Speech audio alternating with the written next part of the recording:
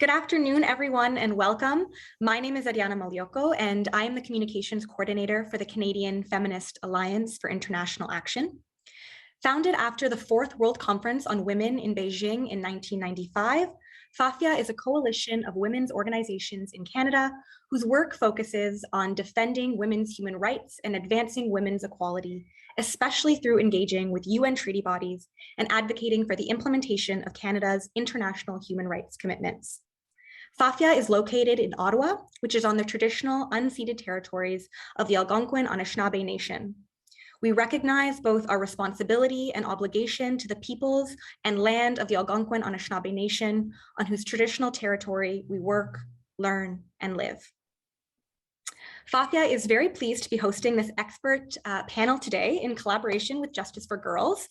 Justice for Girls was formed in 1999 in response to local, national, and international calls for girls-only programs and services that acknowledge and address the specific needs and vulnerabilities of girls, particularly in relation to homelessness, poverty, and violence. Justice for Girls is located on the unceded territories of the Musqueam, Squamish, and Tsleil-Waututh nations. Today, we'll be joined by several Indigenous women land defenders who will discuss their efforts to protect Indigenous rights and Indigenous territories from state violence, dispossession, and environmental degradation. This event will be moderated by Hannah Edenshaw. Hannah is a member of the Haida Nation. She is an Indigenous and environmental rights activist and is one of 16 youth in the La Rose versus Her Majesty the Queen lawsuit, which is suing the Canadian government for their actions regarding the climate crisis. Thank you so much, Hannah, for joining us. And before I turn it over to you to begin this important discussion, I just have a few reminders for the audience. You can turn on live transcription or closed captions on the bottom right corner. You can ask questions in the chat for our Q&A session. And this webinar will be recorded and uploaded should you choose to return to it. And so thank you so much for joining us. And Hannah, why don't you take it away? Okay. Hawa, thank you so much for that introduction, Ariana. Hadala is Hana Henedikian. Good people. My name is Hana. Welcome and thank you all so much for coming. I am located on the traditional territory of the Paiute Nation in what is currently referred to as the Deep Springs Valley in California, and I'm honored to be moderating this panel. I am an 18-year-old Haida youth, and ever since I was really young, I've been learning from my elders in my community Haida stories, and have grown up on protest lines, watching my community just be led by really incredible women. And as I've grown up, I've seen unfortunately manifestations of Canadian state violence in Indigenous communities for women and for land defenders. And in that process, I've found it very hard to kind of understand how to be a woman and a land defender, and how to regain that power that Indigenous women have always had for our communities, and that Canada has been trying to take away. And so I'm really honored to be moderating this panel of really incredible Indigenous women activists who just inspire me all so much. I'm going to introduce our first panelist now, who will be Pam Palmater. And just a little bit about Dr. Pam Palmater is a Mi'kmaq lawyer, professor, author, and social justice activist from El River Bar First Nation in New Brunswick. She has 4 university degrees, including a BA from St. Thomas in Native Studies, an LLB from University of New Brunswick, and her master's and doctorate in law from Dalhousie University, specializing in Indigenous law. She currently holds the position of full professor and chair in Indigenous governance at Ryerson University. Take it away, Pam. Thank you, Hannah, for your powerful words and opening this session in a good way. I mean, the work that you do is so important, and it shows all of us just really how important it is that youth are involved in all of our land defense activities. Kwe Nin Deluisi, Pam Palmater, I'm from the sovereign Mi'kmaq Nation, an unceded Mi'kmaqi, and I'm a member of Eel River Bar First Nation. But today I'm coming to you from the sovereign territories of the Mississaugas of Scugog. And thank you, Justice for Girls and FAFIA, for bringing us together for this important discussion. I too am really honored to be a part of this because the Indigenous women, land defenders and advocates that you have here are just so powerful, and they inspire me and really give me the hope to just keep going. And what I wanted to do with my 10 minutes is really provide some of the historical context because that lays behind the really important stories that these powerful Indigenous women warriors have here today. And it's important for the world to understand that our story starts pre-contact. It starts prior to all of this violence, like literally long before the violent colonization of Indigenous lands and bodies in what's now known as Canada. And since time immemorial, our Indigenous nations all over Turtle Island have lived as sovereign nations with our own sophisticated governments, our own political systems, our laws, legal regimes, and things like trading networks and our own economies. We had our own peacekeepers and land defenders. We had rich cultural traditions and customs, our own worldviews and beliefs. And all of this has worked very well for our nations for literally thousands and thousands of years. And none of that was wiped away or extinguished upon the assertion of sovereignty by European countries. And it's important to know that our traditional governing systems and laws have not been wiped out or eradicated by that. They still exist. They're interfered with, they're hampered, they're manipulated sometimes by these European colonizers, but they haven't been wiped out. And one of the most important things to understand about our governing systems, which vary from nation to nation, is that men and women were very much equal in power, and we had sovereignty over our own lives. And Indigenous women, yes, they appear in really important creation stories because of our central role in our nations as life givers, bridging the spirit world and the human world to nurture babies into adulthood with the help of our large extended families. And in addition to raising children and passing on our culture, we've also been very much involved at the political level.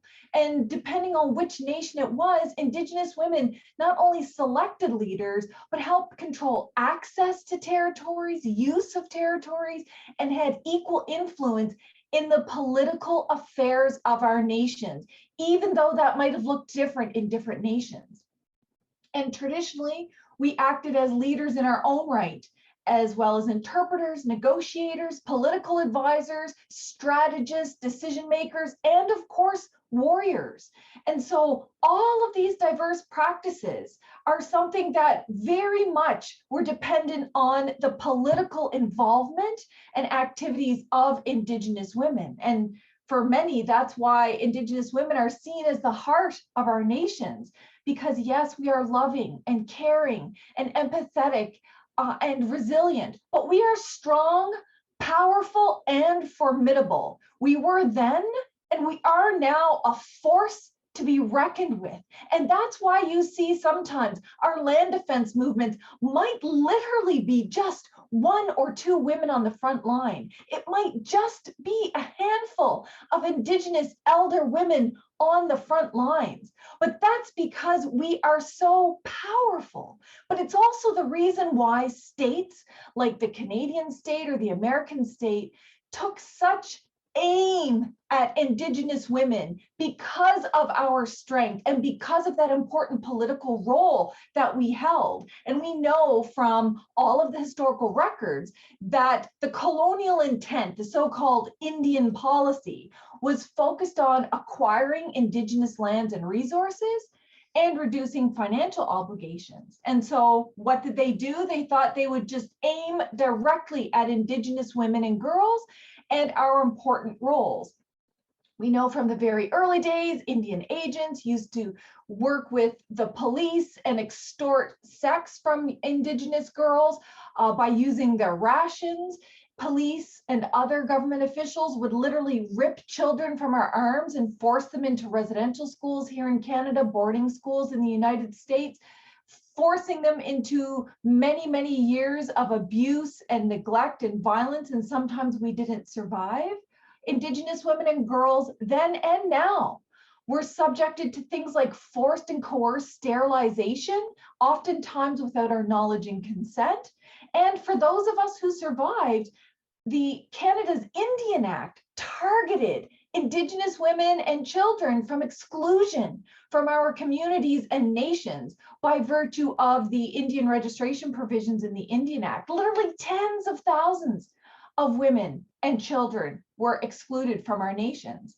And so what they have done throughout history, even today, is to try to silence the voices of Indigenous women, because the voices of Indigenous women are so powerful, and because they tried to deny our right to say no to violence, oppression, dispossession, and the destruction of our lands and waters.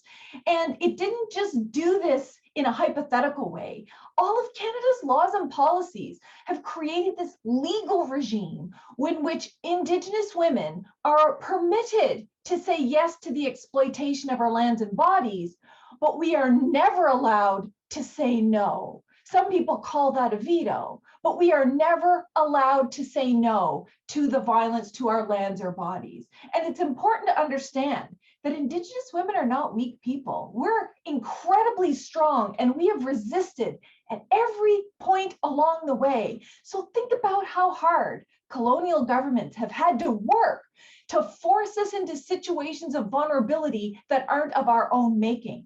So when you see Indigenous communities, First Nations, or Native American governments that are in impoverished socioeconomic conditions, just imagine the kind of violence that the state had to enact on us to put us into those positions, because we came from strong and powerful communities that lived in cooperation and in sustainabilities with the land.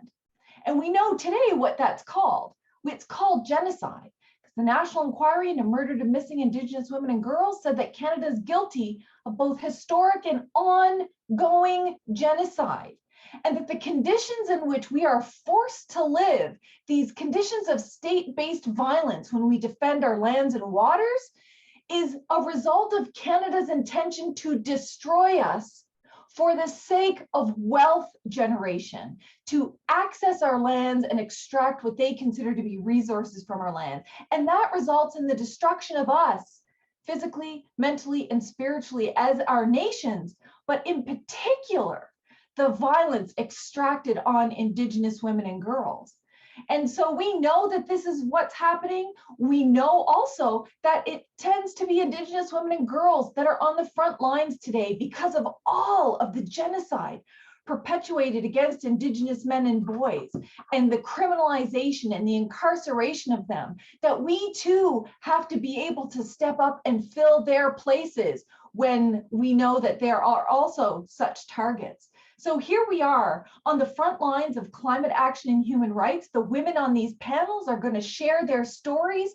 And where are we? We know that not much has changed, that all of our traditional economic practices on our lands have been criminalized. Think about the trade in tobacco or gaming, hunting, fishing, controlled, regulated, and criminalized such that we are criminals if we engage in our traditional practices.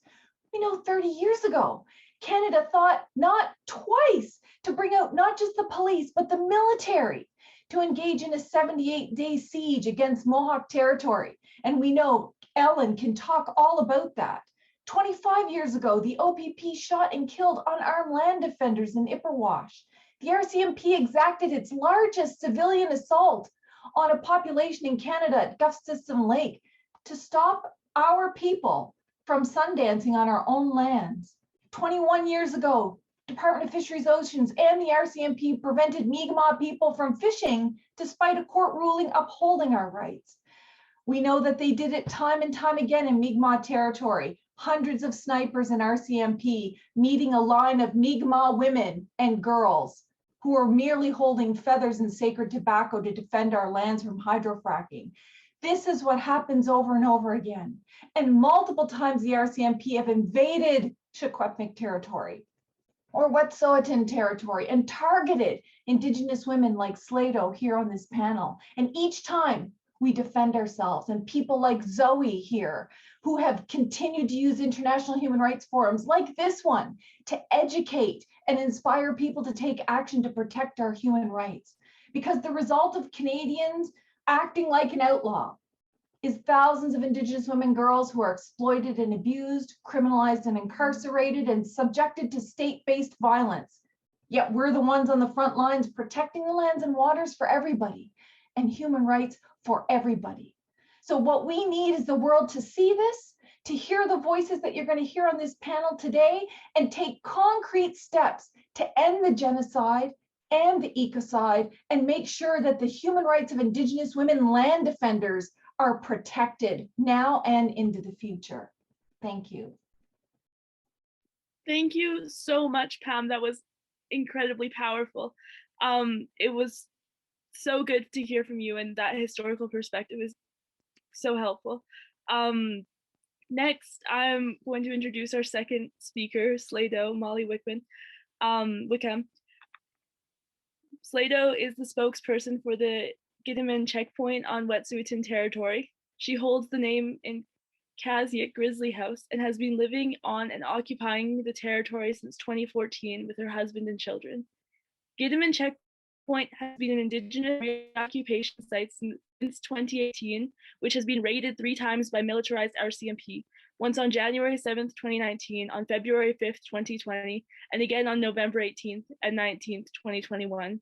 As a result of grassroots resistance to the Coastal GasLink pipeline project, which would bring fracked gas from northeastern BC to an LNG terminal near Kitimat. Slato has a master's degree in Indigenous governance from the University of Victoria and is heavily involved in the Wet'suwet'en clan governance system. Thank you so much for joining us on this panel. Denise, Tsakaise, Skaise, Slato Sydney, thank you for the introduction, and thank you, Pam. You always get me riled up anytime I hear you speak. And I'm so honored to be on this panel today with these amazing panelists. I think Ellen Gabriel was one of the first people that really, when I was first being politicized, was a huge inspiration to me. And then to look at our young people as well really gives me a lot of hope, thinking what I was like when I was that age, and how far our Indigenous youth and our young women are going, and everything that everybody's doing. So thank you so much for having me here. I just want to talk a little bit about the history of our struggle here in Wet'suwet'en territory. I've been on the ground at Gidimt'en checkpoint for the past 3 years. We've reoccupied our territory at a critical spot that Coastal GasLink plans to come in and put a fracked gas pipeline. And most recently, Coastal GasLink is trying to drill underneath the Wet'suwet'en, which is our sacred headwaters to all of our nations downstream. It's the home to our salmon spawning populations. It's one of the last clean drinking water sources in our territory. You can go right up to the river and just take water in your hand and drink it. It's what we all drink on a daily basis at all of our reoccupation sites. There's 3 different reoccupation villages in Wet'suwet'en territory, which is amazing, way out in the bush. And so we're living as close to our laws as we possibly can. And I think that that's so important. And what Pam had talked about is that we are living Wet'suwet'en law. That's all that we are doing out in our territories.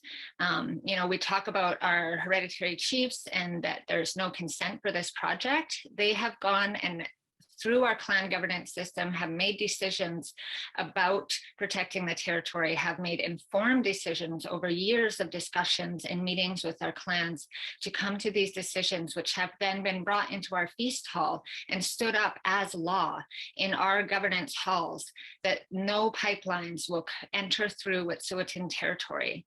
And so when we're living on our territory, when we're reoccupying ancient village sites like at Gidimt'en checkpoint, we are upholding our chiefs and our clan governance decision-making.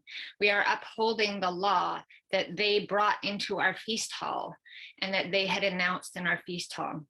And we're doing that as mostly Indigenous women on the front lines, upholding our laws of our clans and our chiefs.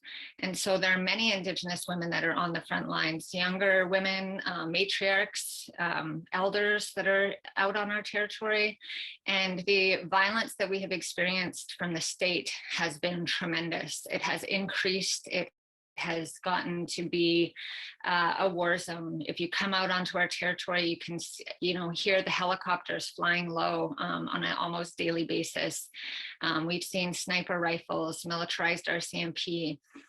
Just the other day was International Women's Day, and there were, it was quite interesting that the Canadian state was saying that, their goal is for all women in Canada to be able to express themselves freely, that we can be free.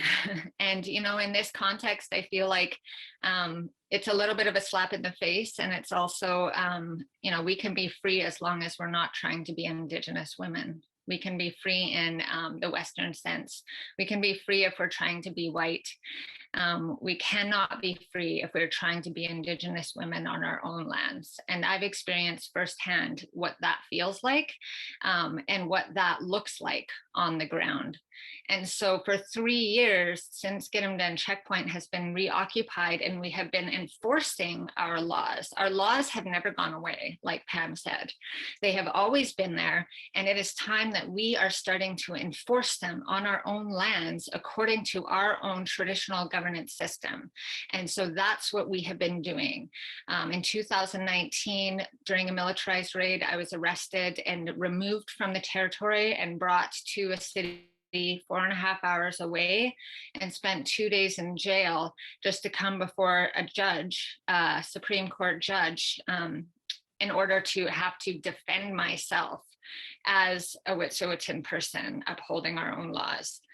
Most recently in November at a reoccupation site to protect Wet'suwet'en, where CGL is trying to drill underneath our headwaters that would destroy our ability to ever drink that water again. There were hundreds of militarized police, CERG. There's actually a specialized group of RCMP called the Community Industry Response Group that is designed specifically to deal with Indigenous people who are defending our lands. They came in and with axes and chainsaws and broke down the door to the home that I was in. And in the media, they talked about a wooden structure or a hut. Like we were just in these really, like savage structures that weren't homes. It was a fully solarized tiny house that they used our own axes and chainsaws to break down the door with sniper rifles trained on us and assault rifles in our faces and canine units, at the door barking and squealing and trying to get off of their leashes. And I was removed from the territory by gunpoint, along with everybody else. There were 30 people who were arrested, including many Indigenous women. And this is what, our free expression gets us. This is what our freedom to express ourselves as women in this country gets us. And then I spent 5 days in jail in 7 different jail cells in 3 different cities in order for the Canadian government to suppress us. And they do this, and I know that they come in with this much force because we are a threat. We are a threat because despite how many times we've been raided, despite how many guns have been pointed in my face, despite how much oppression and repression that they bring to us, we don't waver in our law. We don't waver in the way that we're living our lives. We don't waver in the way that we are protecting our lands for our future generations. I have 3 children, 2 little girls that I want to know and grow up to know how powerful that they are and how powerful that their land is and how powerful that their land makes them as Indigenous women and as Wet'suwet'en people. And so this is why we do what we do. And we want everybody to know what that feels like, because there's nothing more powerful than living who you are, than being who you are as an Indigenous person. And there's no bigger threat to the Canadian state that they would bring so much violence to us in order to repress. And so I just wanted to share a little bit about that, because I think that it's really important that we all stand up in who we are, and that we know that it's not a free country. It's not, we don't get to be who we are on a daily basis. And when we do, we experience the kind of violence that we've all experienced on Wet'suwet'en territory for multiple years. And we have to make a change. If we don't make the change now, this is just one pipeline project, but I always say it's bigger than that. This is about Indigenous sovereignty. This is about making an example of how we want our lives to be, and remembering that and continuing that on, and mentoring other people so that we continue this, because it is exhausting. You cannot be harassed by the RCMP. Right now at Gidimt'en checkpoint, the RCMP are coming in 3 times a night. They are walking right into camp. They are creeping through the bushes. They are coming into the front door of Gidimt'en checkpoint 3 times a day, 3 times at night. They're engaging in psychological warfare against our people, against everybody, all the land defenders who are on the ground. And they're doing it because of us just existing there, just being there. They don't want us to be there. They want to remove us, and they have removed us several times. They've come in with bulldozers, they've come in with dump trucks, and they bulldozed everything to the ground, put them in dump trucks, and removed them off of our territory. And they do it with impunity. So we have to show them that we are not going to put up with this anymore. We have been resisting since day one. We have always been fighting for freedom, for liberation, and we have to continue to do that. It started off for me anyway, with looking up to women like Ellen and the struggle that they were in, and knowing that we have something to fight for, and that we can, and that we have the power to do it. And then looking to our younger people who are coming up behind us, because they're the ones that will have the energy to take this on for us. We can't do it forever. We can't be on the front lines forever with 3 children and with children, little kids. But we know that this struggle has to continue.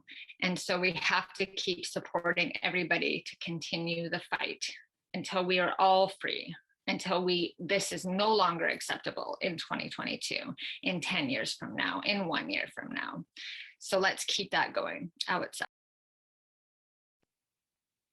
Slato, thank you so much for sharing your fight and your inspiring story. And I'll introduce the next panelist now, Ellen Gabriel, who you referred to. Miss Gabriel was well known to the public when she was chosen by the people of the Longhouse and her community of Kanesatake to be their spokesperson during the 1990 Oka crisis to protect the pines from the expansion of a 9-hole golf course in Oka or Kanesatake. Since 1990, she has advocated for the collective and individual human rights of Indigenous peoples and has worked diligently to sensitize the public on the issues and realities of Indigenous peoples. Traveling extensively in Canada and internationally for public speaking engagements in her advocacy to educate and begin discussions to improve the lives of Indigenous communities and to expose the truth about the historical genocidal experience and continued colonization and land dispossession of Indigenous peoples. Passionate on the issue of the climate crisis and environmental rights, Ellen continues to advocate through involvement with Indigenous climate action. A recent graduate from the New York Film Academy in documentary filmmaking, providing her with new tools in her advocacy, Ms. Gabriel is an advocate for gender equity, the revitalization of Indigenous languages, culture, Indigenous self-determination and governance and traditions. Thank you so much for joining us. Muito obrigado, Hannah. Muito obrigado, Slato. Muito obrigado, Pam. Muito obrigado, Zoe. Muito obrigado, Sawaguego. Gajitsa kosne yujats tano waganyatu. Kahaganagato that tano kana sata gana gere. Thank you to FAFIA and the organizers for inviting me.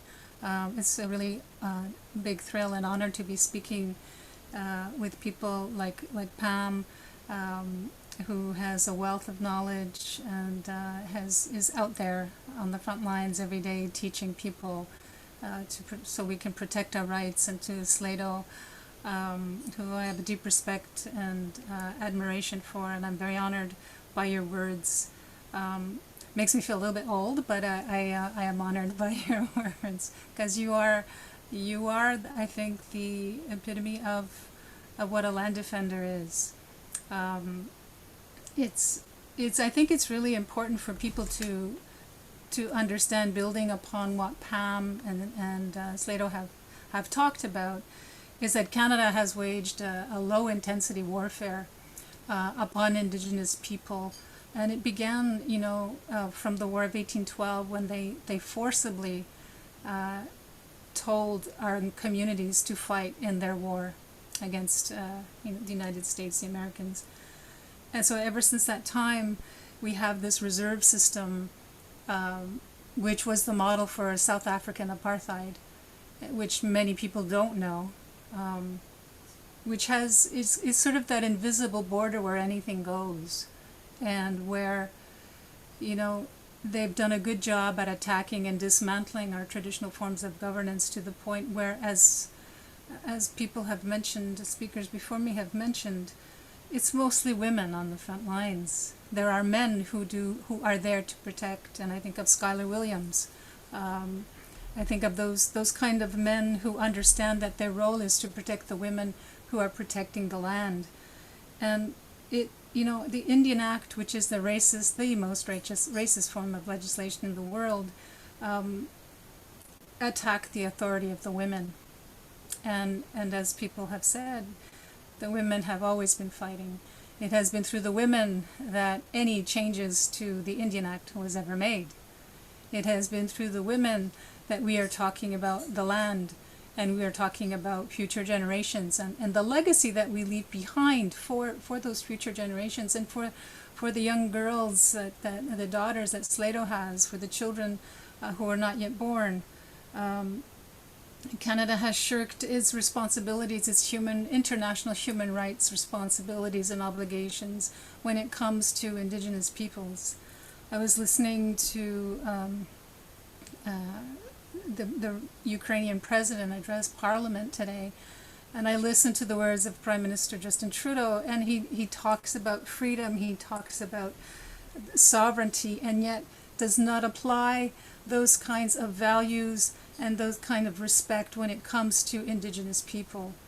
As a Okwonwe person, I see myself foremost as a human being.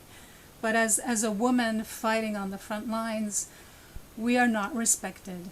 We are dismissed automatically as being irrelevant, as being, go back home and deal with domestic affairs. Let the chiefs run it, right? And I'm not talking about traditional chiefs who understand their roles and obligations to their people.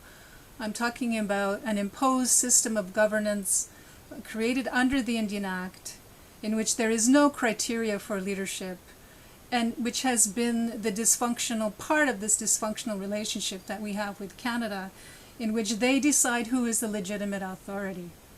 And so when the people see corruption going on in our community, it's the people who go to the front, and it's mostly the women who will cry out and say, we disagree with this. It is part of this whole refusal of Canada as well to repudiate the doctrine of discovery upon which their assumed sovereignty is based upon. And I remember someone that we were going to do a show recently with the TV Ontario on land back, and Mark Miller saying, when they got newly reelected, land back for Indigenous people.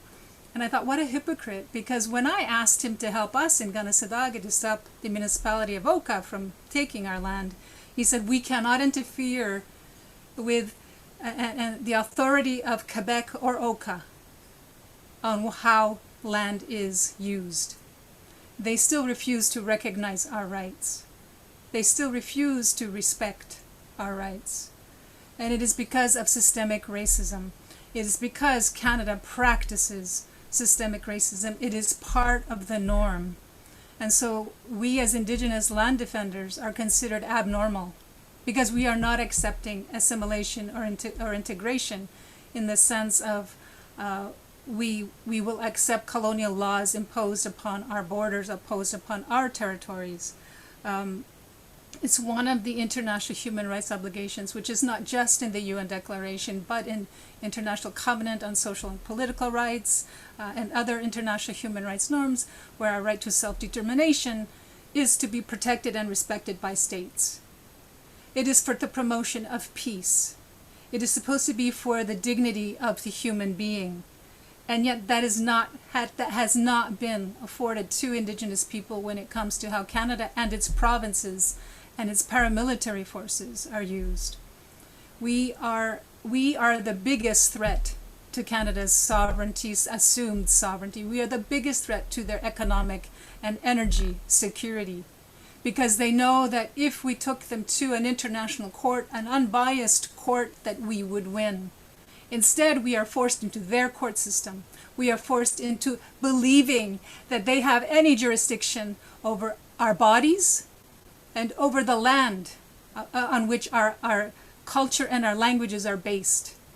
And it's hypocritical for me to hear this. It's maddening, because Canada is purportedly a human rights defender, but yet its boots are still on our necks, squeezing every bit of land and every bit of blood out of us so that we will acquiesce to their craziness. And there exists no equality in Canada in regards to Indigenous women. There exists no justice. It is a two-tiered system, because in fact, unless you have the money to take Canada to court in their own court system, you are like me. You are going to be perpetually trying to defend your land. We have never taken Canada to court. We have never done that, because we have always tried peaceful means. And what does Canada do? They stall. They drag their heels. Just like this legislation on the implementation of the UN Declaration, which I think is a milestone in regards to the respect for Indigenous people's human rights. But there's a 2-year time frame. There's always a way to stall implementation and the respect for Indigenous people's human rights. We are sovereign, as Pam said, prior to European contact. We don't need to get the permission of Canada that this is our land, this is our rights. But we are forced, we are oppressed people. This is an occupied state. This is a state that has no interest in respecting human rights unless there's an economic benefit for it. And to me, that is not a human right defender. That is a huge hypocrite. And we need our people to get on board to defend our rights, because what we're talking about is defending Mother Earth. We are talking about defending the waters. We're talking about defending all our relations. When people think of, when people ask me about Indigenous law is also including protecting all those things that we have been talking about, all our relations, about greeting Mother Earth, about greeting the waters, the four-leggeds, the birds, the plants, all those things that we rely upon in that very fragile biodiversity of what our cultures are based upon. We are supposed to be protecting them. It's not just about us as human beings, as a species. And that's part of Indigenous law. And if you try and talk to a colonizer, a settler colonial government or authority about it, they think you're crazy. They think you're silly. Like how can you believe in such an ideology that is so archaic and based on superstition when it's not? One of the things that I think is interesting about the science of Indigenous people's knowledge is the fact that, things like corn, beans, and squash, we call them the three sisters. If you complete them together, if you eat them together, it's a complete protein. When it comes to the DNA within trees, the DNA is found in us as well, the same DNA. The same DNA is found in the stars, which we call our ancestors. So everything is based on a science of knowledge that Indigenous people have studied for centuries, and yet we are dismissed as being irrelevant. The brutality of Canada will continue. It will continue simply because Canadians and the international communities do nothing about it, just as they are doing nothing in the Ukrainian war. They will not respect us and give us the opportunity for the enjoyment of our rights. So I know that I don't have much time left, and there's really a lot to say, but as an Indigenous woman, I want to give honor and respect to all the pioneers, Indigenous women, whose shoulders that we stand on, and who inspired us today to be the activists and defenders of our lands and our human rights. So, Nyaukoa, Tony Gawanaga. Ellen, thank you so much for your powerful words. Really appreciate hearing from you. And now I'll introduce our final speaker. We have Zoe Craig Sparrow coming up next. Zoe Craig Sparrow is a member of the Musqueam Indian Band and was born and raised on the reserve in Vancouver, BC. Zoe has a bachelor's degree in political science from UBC, a master's degree in human rights from the University of London, awarded with distinction, and is currently pursuing her PhD in human rights. She's been a fierce advocate for climate justice and children's, women's, and Indigenous people's rights since she was a child, including traveling to the United Nations to present a submission to the UN Committee on the Rights of the Child at the age of 15.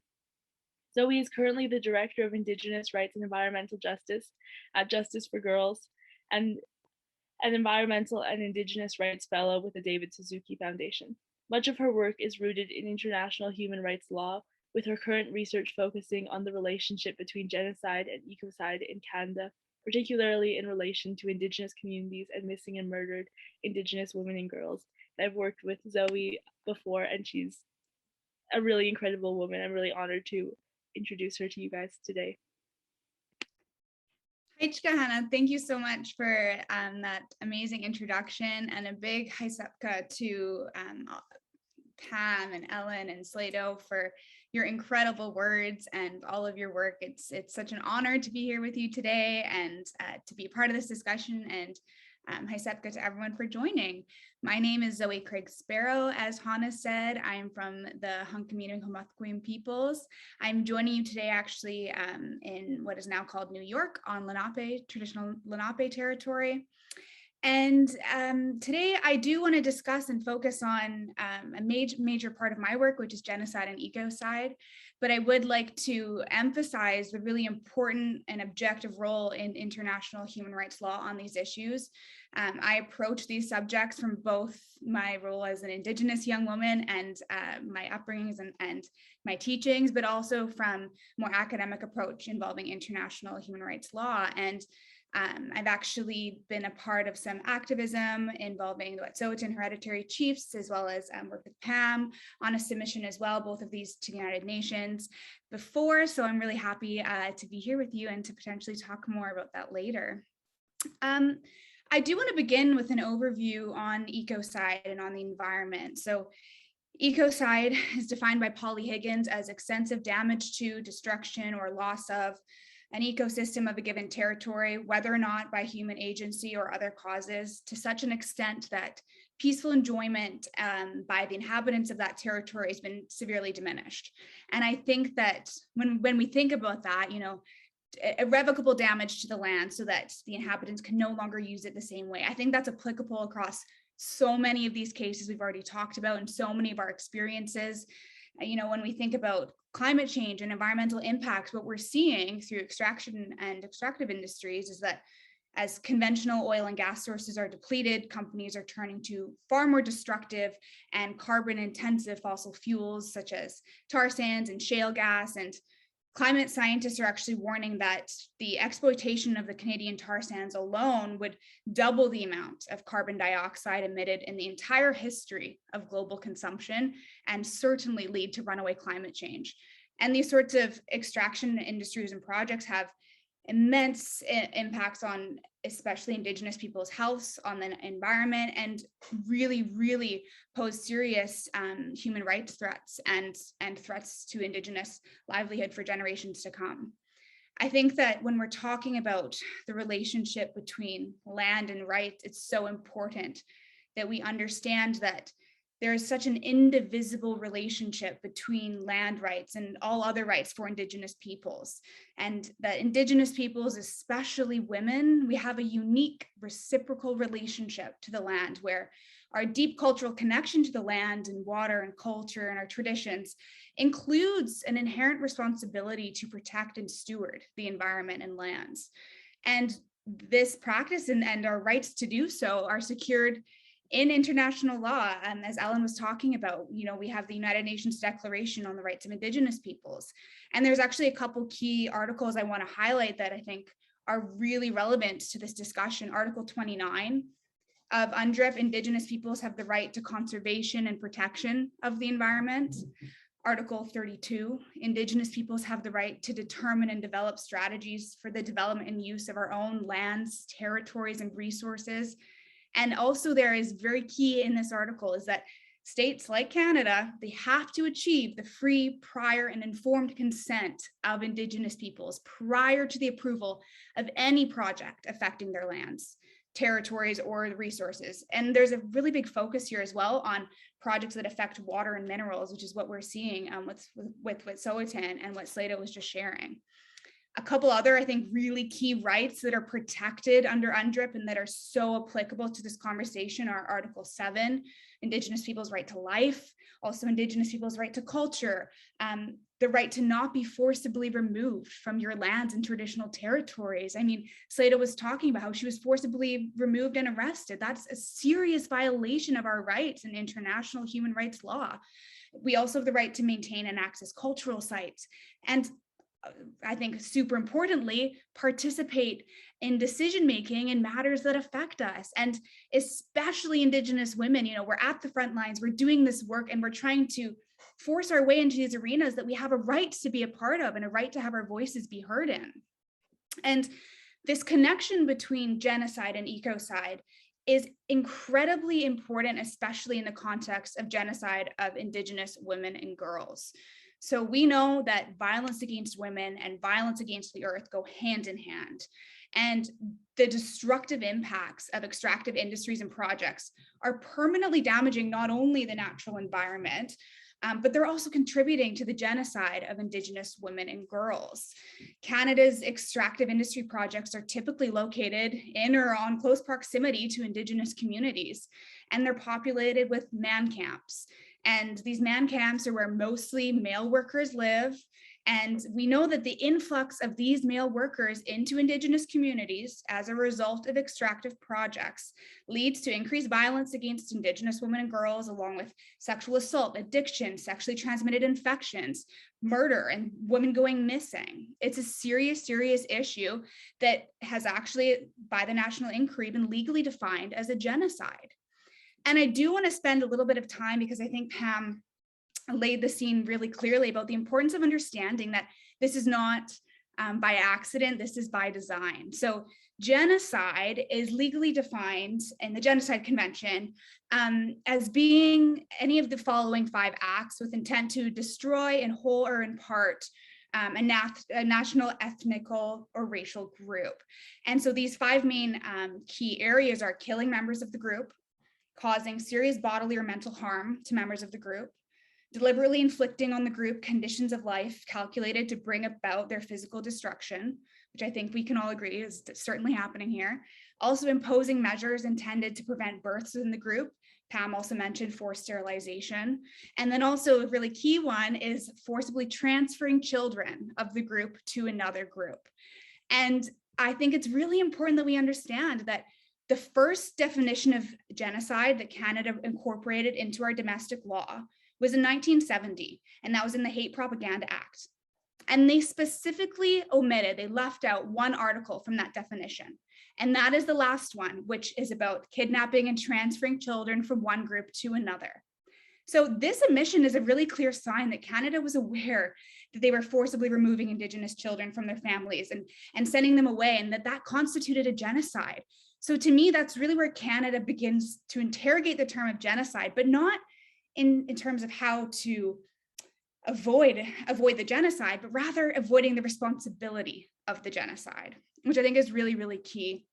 And Canada as a state, has responsibilities through actions and omissions to prevent these sorts of rights violations. They need to respect human rights by refraining from interfering in them. They need to protect human rights by preventing others from interfering with them.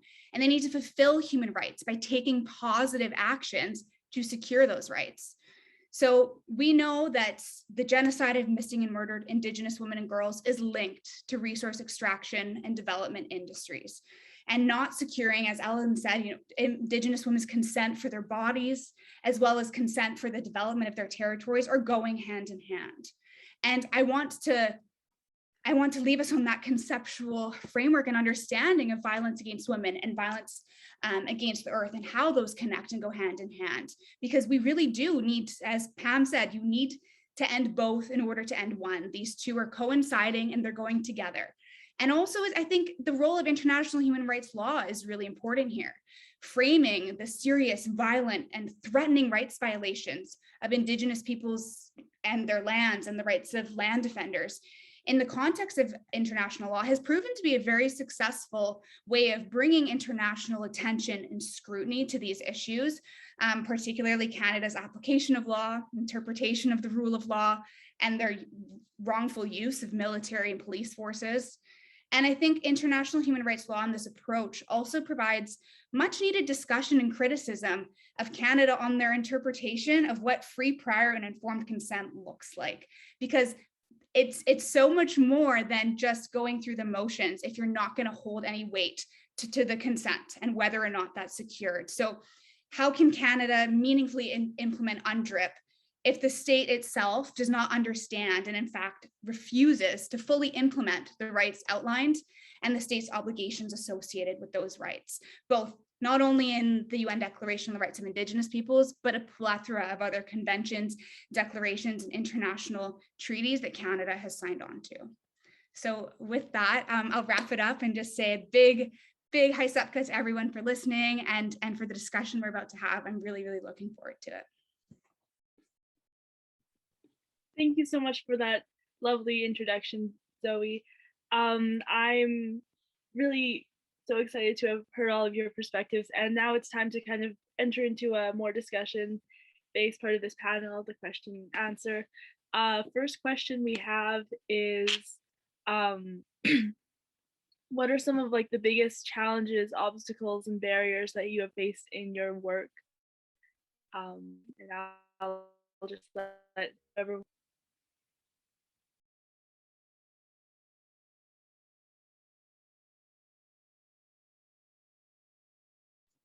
Sorry, I didn't hear that last part. Oh, I'm so sorry. Okay, the question is, what are some of the biggest challenges, obstacles, and barriers that you have faced in your work?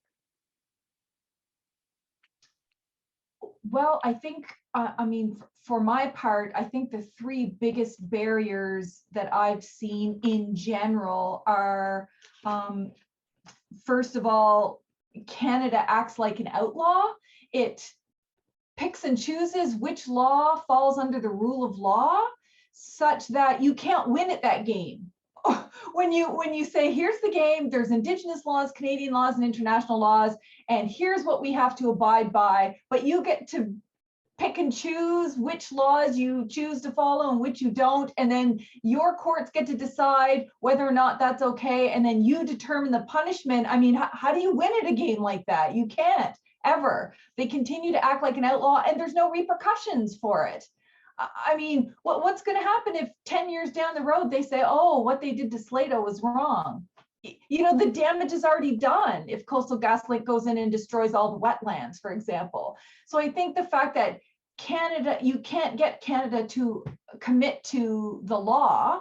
And I think the second biggest issue is the RCMP. I know provincial police forces are also bad, the Sûreté de Québec and the OPP and others, but the RCMP as the main arbiter of the relationship between Canada and Indigenous peoples is highly problematic. I mean, former Supreme Court of Canada Justice said that the RCMP is racist, misogynistic, homophobic, and sexually violent to its own people.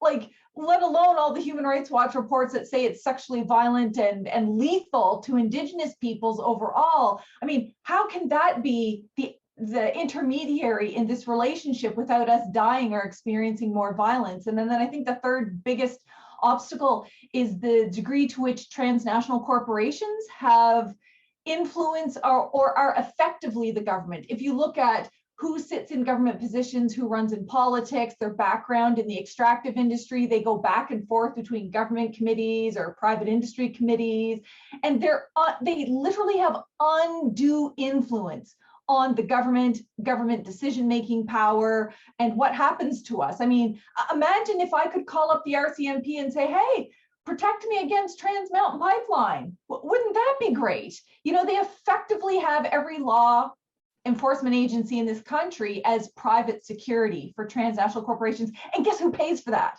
It's Canadians and Indigenous peoples. We are literally paying for our own oppression. So when you've got those three things all working together, it's a rigged game. There's no sense of democracy or human rights or independence or fairness at all, no matter what they say about their justice system. And I think until we address all of that corruption, we're not going to be able to make substantive movements as a society together until we dismantle that.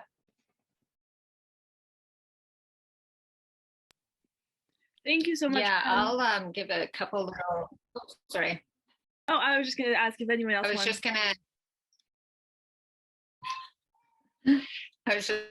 just going to give a couple examples of how that exists in Wet'suwet'en territory. We literally watch Coastal GasLink workers direct the police. Like, they will say who to arrest, when, and how. Every time the police are out there, they are hand in hand with Coastal GasLink, with this corporation, telling them what to do and how to do it. And then everybody else, government, the police are like hands off. They're like, oh, we're just doing our jobs. We have no say. We don't get to say how they do their jobs or what they do. And they are always breaking the law. They literally have no regard for the law whatsoever. It's an extreme abuse of, and it's making a mockery of the courts. It's making a mockery of, so-called Canadian law. It's absolutely disgusting. And then the other example is last fall, we were, some Wet'suwet'en women were doing a ceremony on one of the right-of-ways that had been clear cut. And we were harassed and interrupted by Coastal GasLink workers and by the RCMP, by Kirk. And the main sergeant on the ground was the lead investigator for EPANA, who are supposed to be investigating the murdered and missing Indigenous women along the Highway of Tears, which is where we live, the Highway of Tears, and there's multiple man camps everywhere, all over our territory. Hundreds of drunk and high men are driving back and forth through our territories on a daily basis, like 350 to 400 workers a day. And then 500 workers in the man camps themselves. And you drive down our territory, our pristine territory, and you just see beer cans and everything littered all over the side of the road. They just sit there and drink. And so we are not safe at all. And the lead investigator, who is supposed to be investigating the murders of our women, is out there harassing and threatening to arrest Indigenous women doing ceremony on our land. So just like the most blatant examples of what Pam was talking about.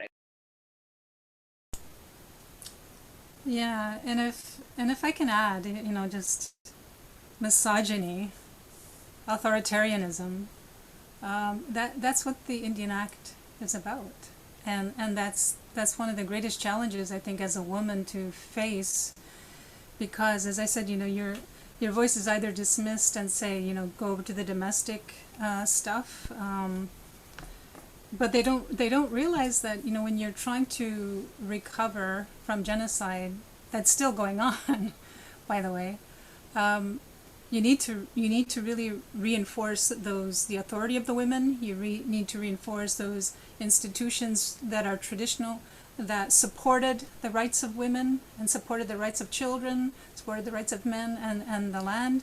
And I think one of the biggest frustrations that I've had, because I've been doing this for 32 years now, is I've gone to the international arena, made interventions at Permanent Forum or the Expert Mechanism on the Rights of Indigenous Peoples, and it has never ever benefited my community.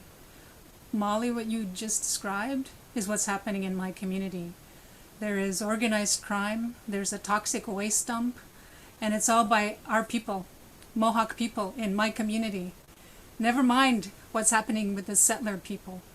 The settlers are doing the exact same thing. They harass us. I've been harassed. I can't even walk in the traditional village of my ancestors without being harassed by white men, but let alone being harassed in my own community.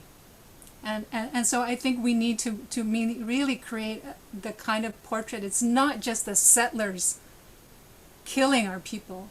We're killing ourselves because we have not understood, we have not taught the children what are the impacts of colonization, what is the impacts of genocide. We can talk from here and talk about the laws, we can talk about all of those things that Canada has an obligation to, we can talk about Indigenous laws and all the stuff and responsibilities that we have to the land, but unless we are teaching it in the hearts and minds of the young children and the youth today and the people, we are going to continue to spin our wheels in the mud while the colonizer laughs at us.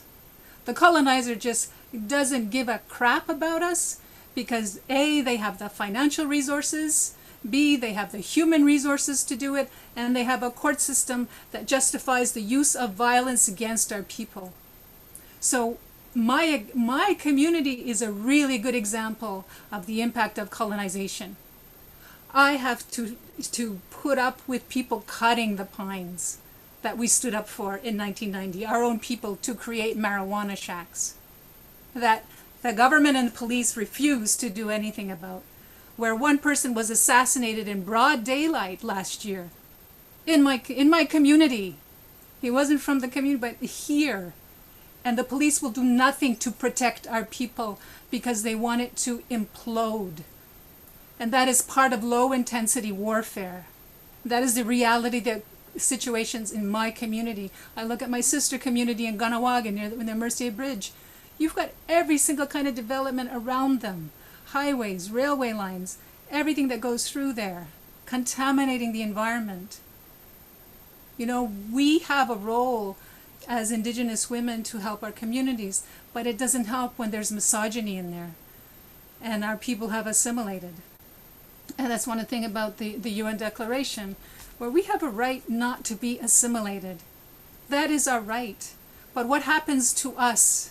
We get put into the same category as those who have changed their minds, have become assimilated, and think that money is the only important thing, that the land can be abused, and that this attitude that they're going to live for now and never mind the future generations.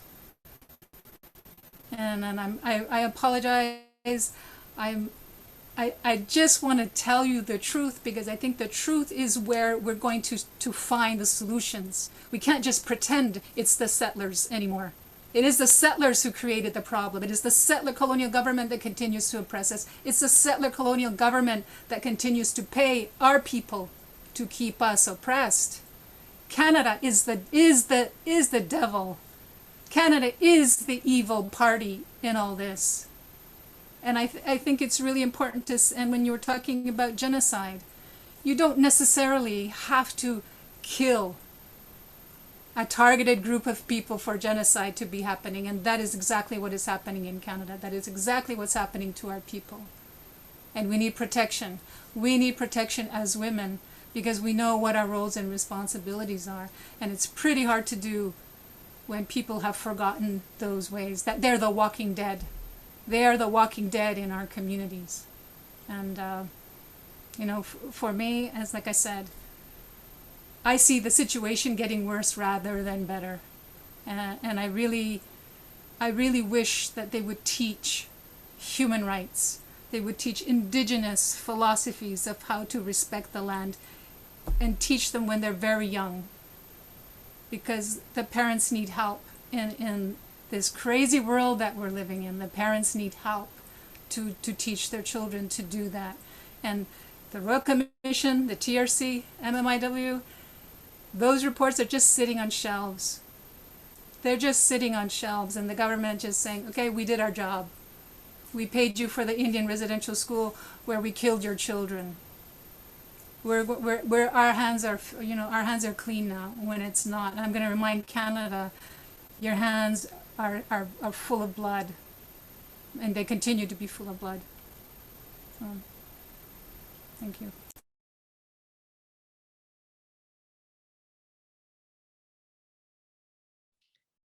Slato, do you have your hand up? I do. I would love to speak to that, because I think that it's a really important issue, especially for our struggle here in Wet'suwet'en territory. So thank you for bringing it up, Ellen. And it's something that somebody had just asked about too, is this difference, you know, this internalized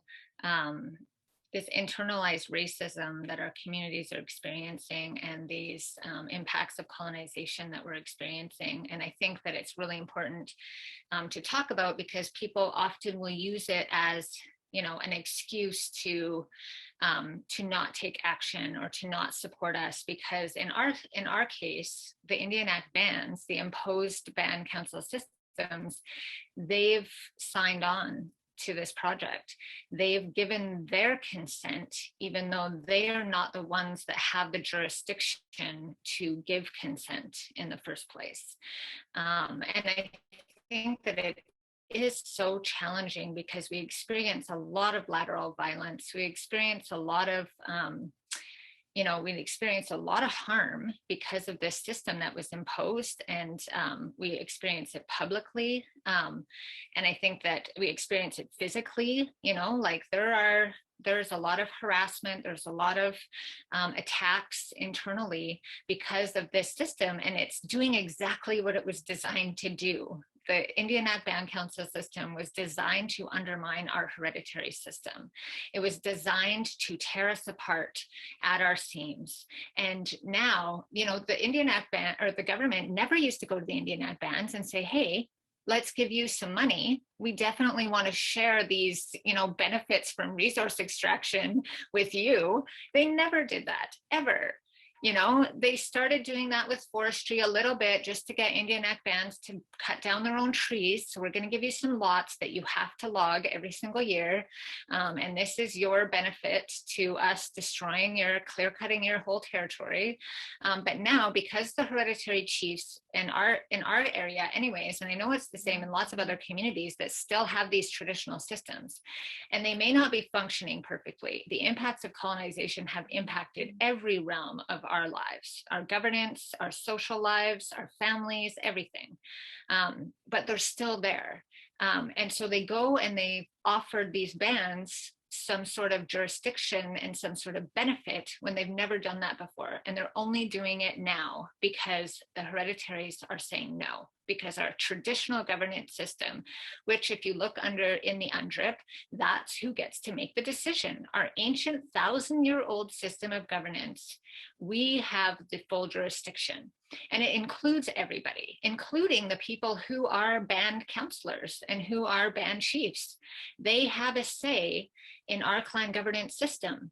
They don't have a say as a band chief. They come to our clan meetings, they come to our feast hall as members of a clan. And that's where they have a say. Whereas we have no say in their band politics. The chief counselor and the counselors, they're the only ones that have a say in the band politics. They get voted in, but that's not our way. Our way is that people are groomed for their whole entire lifetime.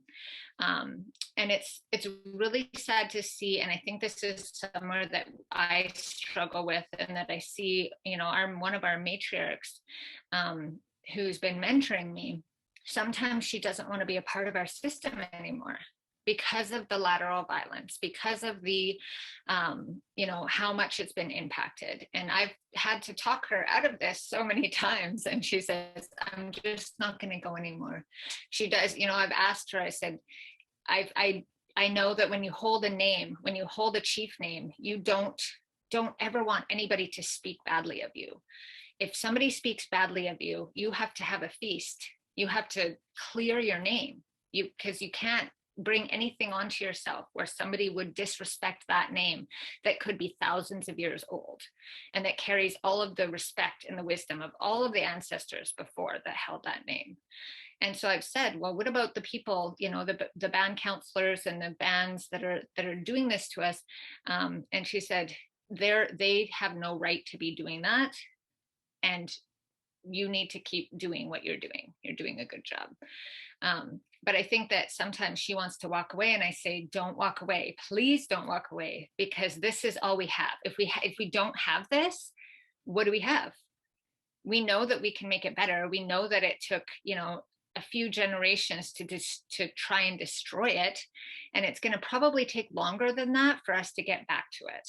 But if we don't hang on to it with dear life, like our territories, then what do we have to even hope for?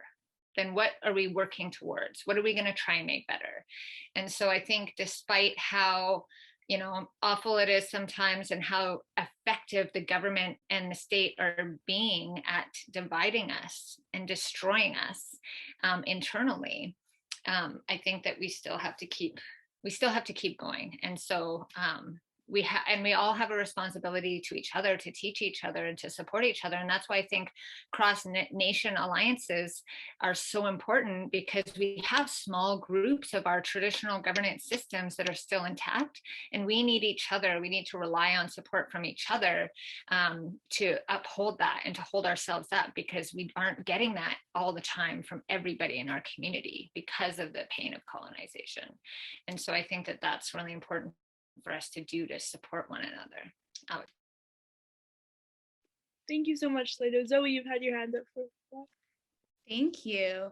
I wanted to thank Ellen for sharing, and you as well, Slato, about your home community. And I think, and when I was listening to you, it's very, very clear that this is all by design, through the Indian Act, through colonization, and it so clearly fits the definition of genocide that says that considers genocide as deliberately inflicting on the group conditions of life calculated to bring about its destruction.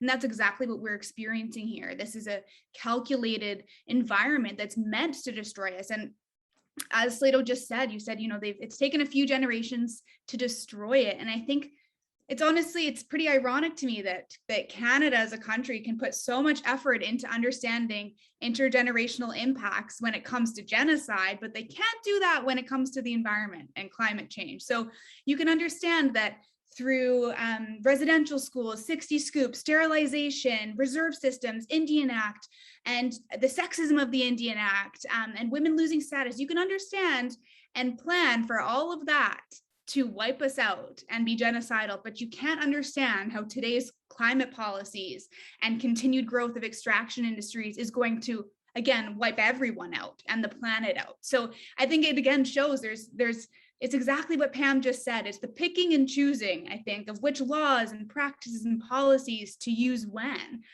And it's really frustrating to me as well, because it really is picking and choosing. It's what Canada's doing is a violation of Indigenous law. As Pam said, it's a violation of Canada's own domestic law. Even when Indigenous people say, okay, you're not going to listen to our law, we'll try to maneuver through yours to secure our rights, which we also have under yours. And I mean, I'm a Sparrow. We have the Sparrow decision. We fought that court case for our right to fish, and we are still fighting DFO for our right to fish. So those court cases, you put time and money and effort, and your rights continue to not be fulfilled. So it's absolutely picking and choosing. And then We have international human rights laws. And again, Canada's choosing when to implement certain aspects of that law and when to not. So you're telling me when the United Nations Committee on the Elimination of Racial Discrimination says to you, pull out RCMP, do not let RCMP use lethal force on Indigenous peoples, do not let RCMP use snipers, immediately withdraw all of these permits from these projects until free, prior, and informed consent of Indigenous peoples is achieved, and stop issuing new permits because you clearly don't understand free, prior, and informed consent. When Canada's hearing that, they're going to ignore it and not listen. But if they want a seat on the UN Security Council, all of a sudden they're all ears. Like it's so hypocritical, and it's so picking and choosing. And the Indigenous peoples and our rights are getting the short end of the stick at every single draw. And then we're left with, we generally at this point, there's no mechanisms for redress or for figuring this out. And so then we're left with court, which we just said you can fight and spend millions and millions of dollars and still even win, and then have to continue fighting for your rights. Or you're left with protesting, which is land defense and traditionally inhabiting your territories. And then as soon as you do that, you're a violent extremist, even though you have no weapons, and you're completely just going along with all the rights that you've had for 10,000 years and continue to have today. And then you're getting forcibly removed and arrested. There is no way. Canada has designed it to be that there is no way for us to fight and secure our rights as we so deservedly should be able to. And I think to me, it's one of the most frustrating parts of the work is that I'm always thinking about every lever I can push. What can we do at the community level, international level? What NGOs can I reach out to? What municipal, provincial politicians? I'm always thinking everything that I could do to help in certain situations. And every time you're met with, oh, it's not me, it's not my jurisdiction, it's this person. It's just this dance of deflecting accountability and responsibility, which at the end of the day, Canada as a whole and the state is responsible for. So this game that we play of deflecting responsibility, picking and choosing laws is incredibly frustrating. And I think that at the core, it really, really needs to stop in order for us to be successful with these fights. And unfortunately, I think the government knows that. And that's why RCMP knows that what's happening in Wet'suwet'en is a focal point of Indigenous resistance in this country. And what happens there is going to have an impact for all of us. And they know that. And that's why they're fighting it so hard, spending way more money and sending way more resources up to fight Indigenous peoples on their own traditional territory than they are for missing and murdered Indigenous women and girls. So I think it's just really important that we understand that these are all choices that are being made, and by design, to make our struggle that much harder. Thank you so much, Zoe. Pam, would you like to speak? Yeah, I think this is such an important part of the conversation. You know, it's got to go where all the hard stuff is if we're going to address any of it. And it all comes back to Canada and all of its systems being inherently corrupt. It might not be as corrupt as other countries, but that doesn't mean it's not corrupt. I mean, when the RCMP pensions are invested in Coastal GasLink pipeline, you mean to tell me a regular everyday person isn't going to say, you know what, is that a bit of a conflict? That you are so gung-ho to target Slato and all of these other people and remove them because you have a vested financial interests in Coastal GasLink pipeline, and then to know that the public pension, like all the public servants, are so heavily invested in the extractive industry. You mean to tell me that doesn't come to people's minds when they're making cabinet decisions around whether or not to approve Trans Mountain Pipeline? And what about the independence of Canada's court systems, the alleged independence of their court systems, when you have a former Supreme Court of Canada justice appointed to be the person to do consultation for Trans Mountain Pipeline after the court had already found that Canada had breached its consultation policy and it had to go back to the drawing board on getting the permits from the National Energy Board? I mean, it's law enforcement, it's the politicians, it's the court systems, and it doesn't matter how many royal commissions, inquiries, investigations, and reports that we have on the justice system that says systemic racism, entirely biased, Indigenous peoples don't have a hope in heck of using the court systems for justice. I mean, the report that came out that, you know, the vast majority of injunctions are granted against us. The vast majority of the ones we apply for are never upheld. I mean, it's so intricate in how corrupt the whole system is, and, you know, add into what I was talking about, the undue influence of the corporations. And then think about who's making money at all of this. So we know that the vast majority of federal public servants, for example, make good money, and everyone should make good money at whatever they're doing. They have six-figure salaries, they have pensions and benefits and support systems and training that isn't also for us. What about all of the Indigenous land defenders? You don't make money at that. In fact, your life and your very freedoms are put at risk just speaking out. And you can be guaranteed a lifetime of death threats and, you know, threats to your own security. And you think about it, the criminalization of us makes big money. Prisons make big money. It's like 250 grand to keep one woman in solitary confinement for a year. That's big, big money. It would be cheaper to provide education for that Indigenous woman and childcare, but that doesn't make big money, right? Prisons make big money. The child welfare system is billion-dollar industry of hotels, police officers, social workers, lawyers. Like, people are making big money to keep genocide going. Every time we've said, hey, you know, we don't want the Indian Act, we don't want Indian affairs anymore, the union pops up and says, whoa, whoa, whoa, what about our employees? Like, there's all these vested interests. Now, I'm not saying that all of this can't be addressed. Yes, there should be fairness to workers and everything else, and there's alternatives. But when we say human rights are expendable, they are, we can give those up for the sake of jobs.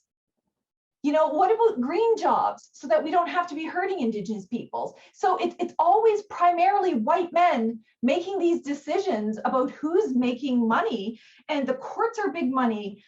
Defending against land defenders, big money. Think of how much they just spent in Wet'suwet'en territory. Never mind how much they spent, you know, in Gustafson Lake or Ipperwash or in Mohawk, Pancaaga territory or any of these. This is big money. I mean, look at what happened with the white supremacist, white nationalist, racists that came to Ottawa under the guise of a so-called trucker convoy, allegedly against vaccines, but it became everything else. And the police just sat by and let it happen. Why? Because then there would be a call by governments to need police. We need police. Don't defend us. We need them. And guess who makes all the money off of that? So, you know, until we really deal with that corruption and the fact that human rights and Indigenous rights are expendable for the sake of someone else's job and someone else's money, and how that influences us. We take people who have been impoverished and say, here's some money for a pipeline. Hey, and maybe you can get some contracts out of it. And then try to divide people. I think the best thing for non-Native people to do is never mind all of our internal issues. Those are things we have to work out. But in every instance, in every time that you support a land defender or human rights defender, someone doing climate action on the ground as an individual, that's better for everybody. Never mind the politics. Like, who cares how many First Nations may or may not have signed an agreement? That's really none of your business. What is your business is, look, there's Slato on the front lines. I'm going to support her with money, with time, with influence, with, you know, whatever it is that I have. I'm going to do that. I'm going to support Ellen. I'm going to support Zoe. I'm going to support Skylar, because you can't go wrong supporting human rights. You can go wrong if you as a non-Indigenous person starts to go into the weeds and decide who has the better politics and who doesn't. We don't need that. Thank you so much, Pam. I have another question from the chat. Someone says, I'd like to hear more about panelists' thoughts on how UNDRIP is being implemented in Canada and BC, which to my knowledge are being modified to suit Canadian law and in consultation with, for example, oil and gas lobbying. What happened when states adopt different versions, and sort of attached to that, in general, like, how impactful are human rights bodies like the United Nations in preventing and responding to violations of Indigenous rights and state violence.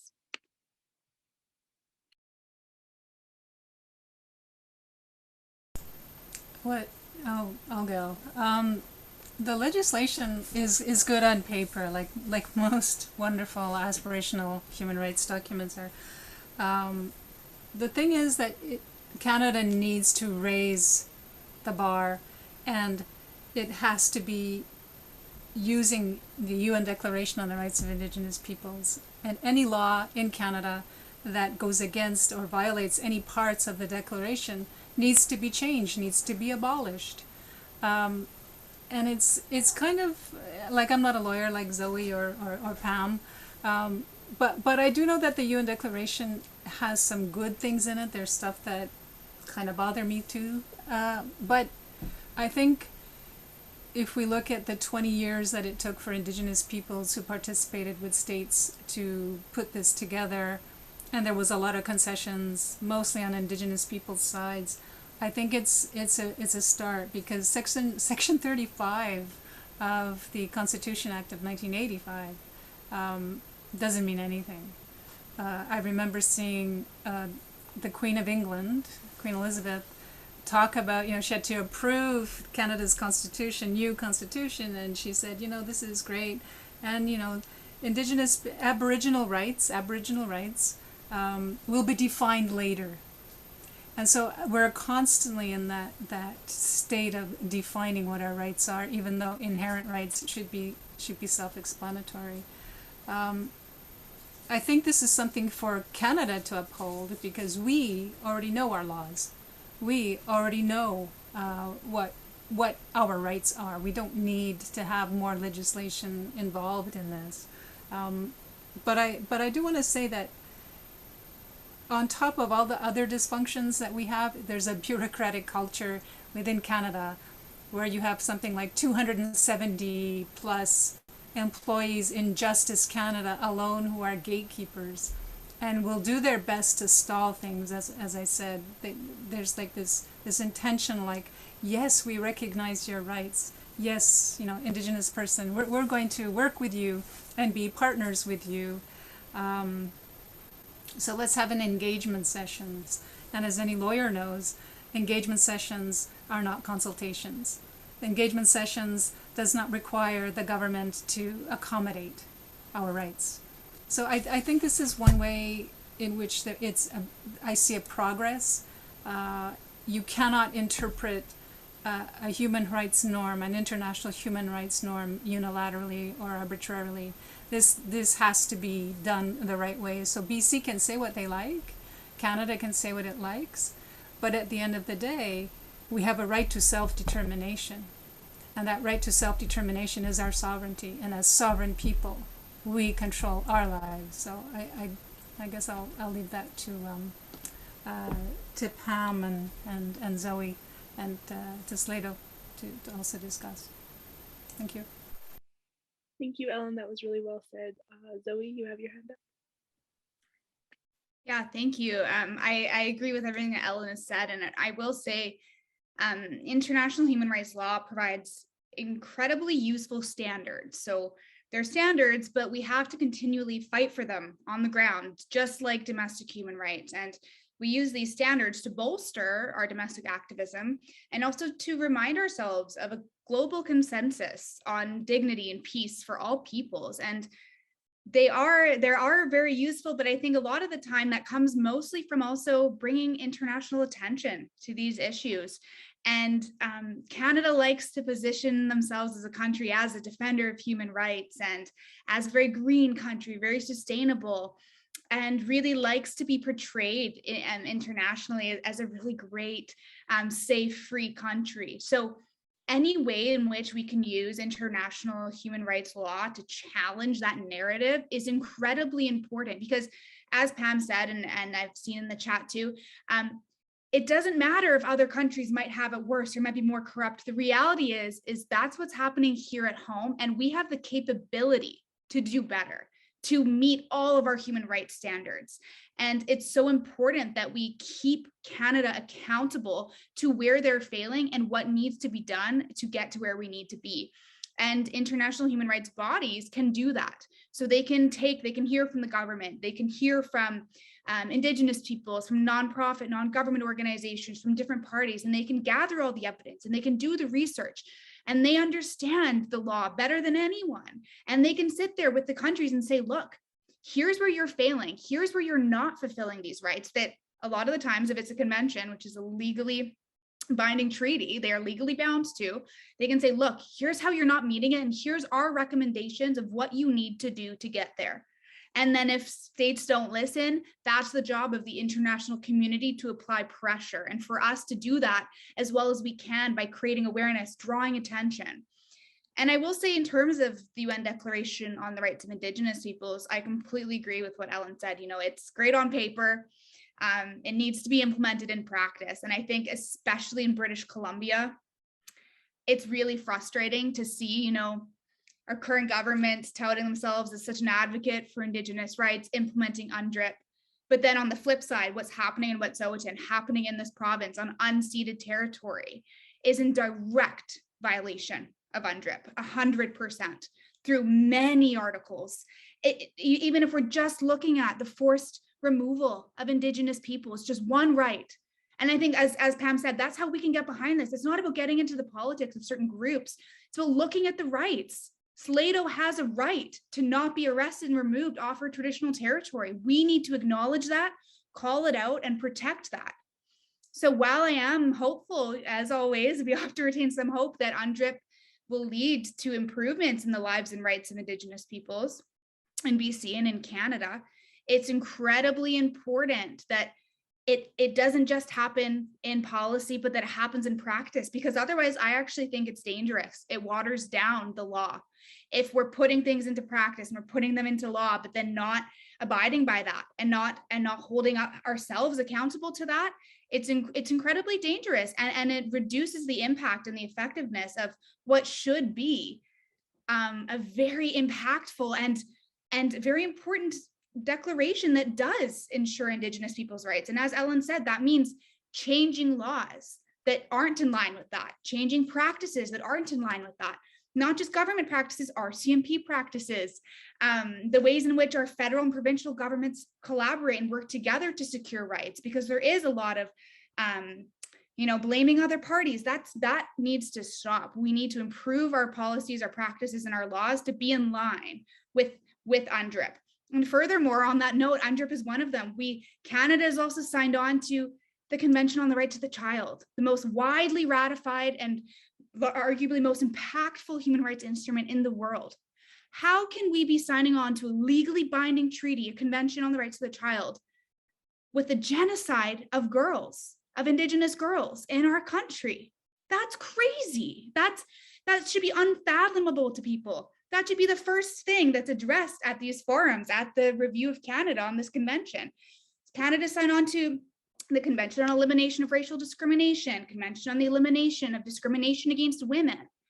All of these treaties Canada has signed on to as a country, and them as a state, they have an obligation to change their actions and inactions to fall in line. And that means laws and everything accordingly. So I think they can be very effective, but as I said, you have to keep pushing it and fighting for it. Unfortunately, rights are as effective as you push them and fight for them and push them forward. So as long as we continue to do that, I do think there's hope, but it requires, again, as Pam said, everyone, especially settlers and people who want to help, to call out rights violations when you see them, full stop. And to do so at any given opportunity you can, because that's what's going to get us there, is naming and shaming what's happening in our country. Thank you so much, Zoe. That was really well said. Pam, you have your hand up. Yeah, so everything, obviously, that Zoe and Ellen and Slato and everybody has said so far, here's how I fall on human rights. I support human rights, obviously, because human rights are Indigenous rights are human rights, and I support environmental rights and rights that protect the environment. And I think anytime we have one more tool to protect those things, then that's a good thing. It helps force a government agenda that doesn't want to go there willingly, and so to me, I think UNDRIP has the potential to force change in ways that even government doesn't realize right now. And I think it has the potential to undo a lot of damage that Section 35 court cases have done in terms of making our rights effectively at the whim of federal and provincial governments. As long as we have a valid legislative objective to infringe your rights, we can just do this free for all. And I think all of those cases are wrongly decided. And I think UNDRIP has the potential to force the courts to have to reconsider these decisions. And we don't have anything else in Canada really that could force the Supreme Court of Canada to look at those things and to redecide those cases.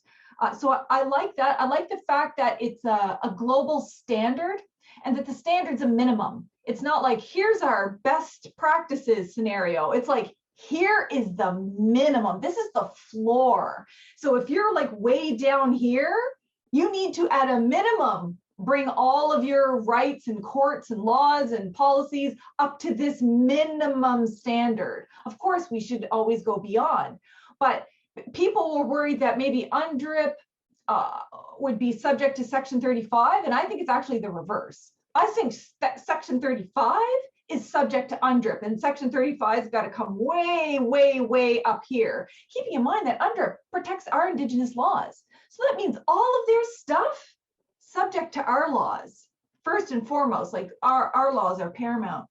The other thing I think about it is that it has the ability, the international forums, the human rights treaty bodies, and all of these conventions and declarations and all of those things have a multitude of influences that we don't always see every day, or that, and it's not always immediate. You know, so much of this stuff happens in the background. So obviously we think about the legal impacts. You know, when we go to the Human Rights Commission and Cher McIver wins her case, or Sandra Lovelace wins her case and then comes back to Canada, does Canada have to change its law? Probably not. There's no army that's going to come from the UN, but Canada really needs the UN and all of its different committees for different other purposes. So it wouldn't look very good if they didn't do something. So it has the power to advance laws. And then there's also the, I don't know what you call it, behind the scenes influence. So remember when Trudeau was traveling around the world, desperately wanting a seat on the UN Security Council, you know, and we were writing letters to every UN body and country saying, listen, Canada's been found guilty of genocide, it's not doing anything about genocide, it's invading Wet'suwet'en territories, not protecting Mi'kmaq rights, so on and so forth. Don't give Canada a seat, because you would bring the whole international system into disrepute. It didn't get a seat.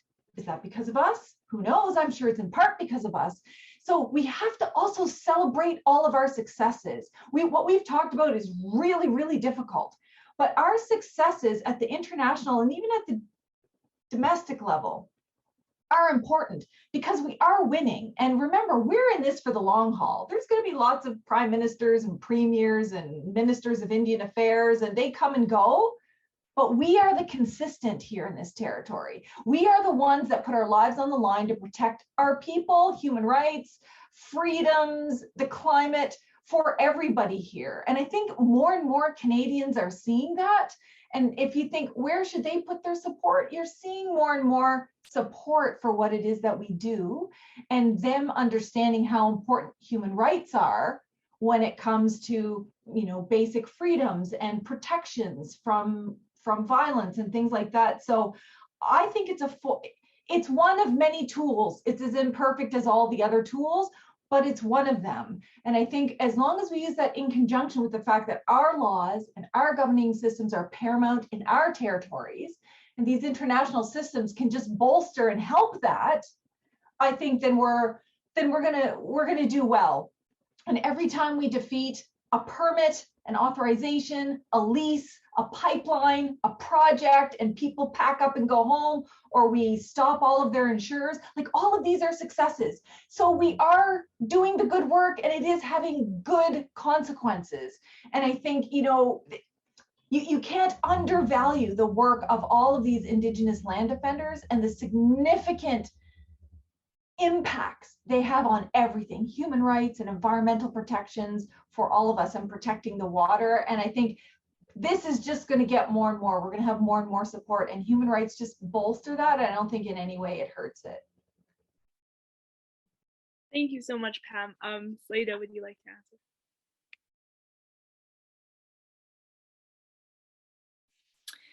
Yeah, I have some thoughts on the UNDRIP and how we interact with the UNDRIP. I think that it's really important to see it as a tool, and it's been very effective in different ways at pushing our agendas, at having a framework that people can understand Indigenous rights, that don't come from Indigenous communities.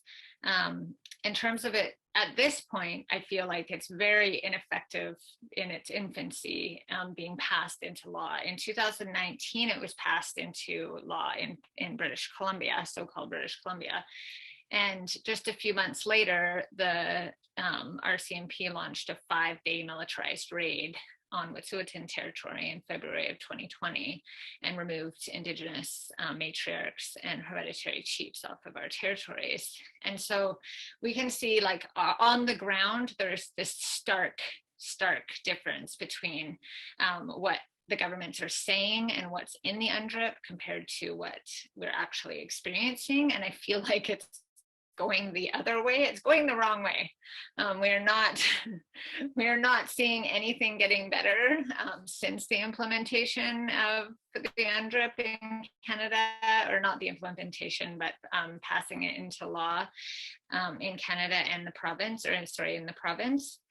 But I do think that it can be a point of interaction, which is an important piece. And I always say, people get mad at me sometimes because I don't vote in the, in the provincial, Western system, and I don't vote in Canada. And some people say, well, you have to have a voice. Like, if you don't vote, you don't get to complain. Like, that is not true at all. You can complain all you want if you don't vote. And I want to put all of my effort and my energy into our governance system. And I think that it's the same thing with the UNDRIP, because as Wet'suwet'en people, we have to look at the UNDRIP and see how does the UNDRIP interact with our Wet'suwet'en laws on our territory. So, like, what does free, prior, and informed consent look like for Wet'suwet'en people according to our laws? So the UNDRIP is not like this umbrella that we get to have our rights under. It's what holds up our rights, which are the umbrella in our territory. And so what does that look like for our nation? And I think that it's sometimes, like, it scares me a little when there's these, bodies of people that are talking about how the UNDRIP is going to be implemented for every Indigenous nation, because we are all so unique and we all have our own laws. And I really am cautious about, pan-Indian policies and pan-Indian laws. And so I really want to and encourage people to think about this in the ways that it can uphold our specific laws in our nations, and that we as nations are the ones doing the work to determine how the UNDRIP is implemented in our territory, and how it can be used as a tool by us and not as a tool for the government, because the government constantly uses our own tools against us and will absolutely use it as rhetoric to further oppress us and steal our lands and destroy our waters. So I think that it's important to be, like, using these to change policies and practices on the ground, but it has to be according to our Wet'suwet'en law.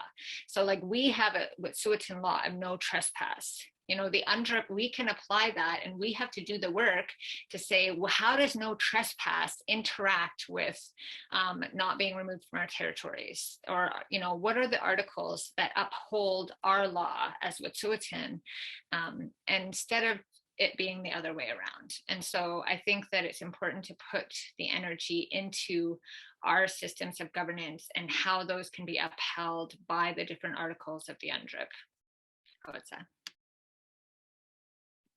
Hello so much. Ellen, you want to speak?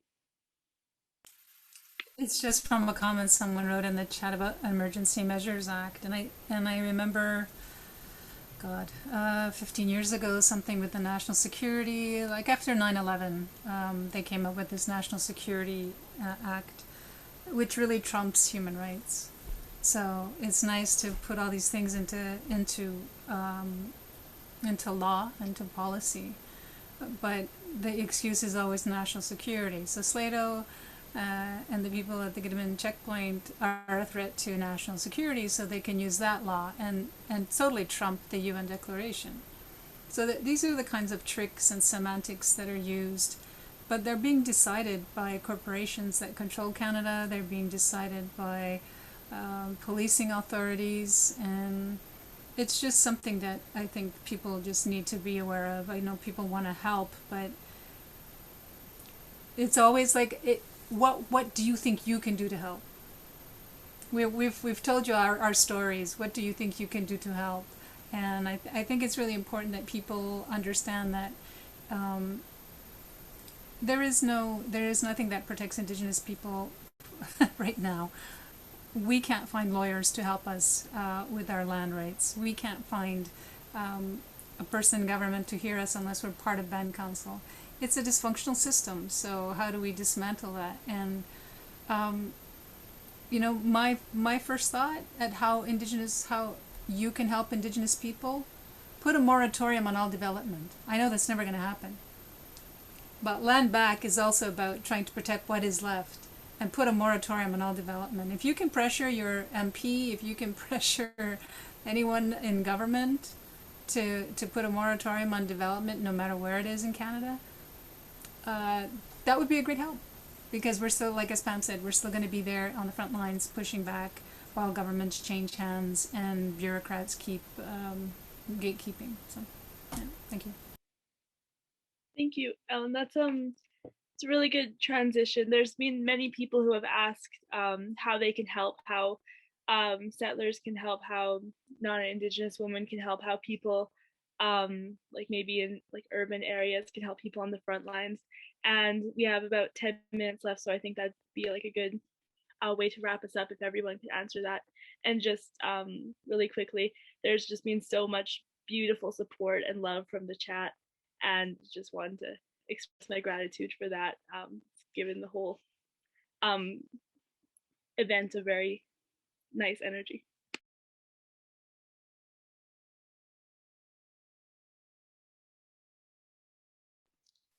I can start us off a little bit. I'm sure I'll think of more to say, but just building off of what Ellen was just saying, when you said, think of what you can do.